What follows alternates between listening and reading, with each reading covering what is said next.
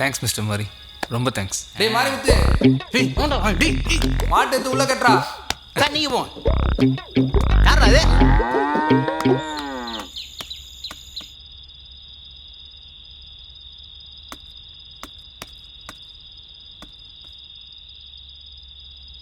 ஐயா உங்களை பார்க்க சென்னையில் வந்துருக்காங்க. வணக்கம், வாங்க. வணக்கம் ஐயா, உங்களை பார்க்க தான் வந்தோம். இந்த மாதிரி வர வழியில் வண்டி பிரேக் டவுன் ஆகிடுச்சு. நல்ல வேலை மாரிமுத்து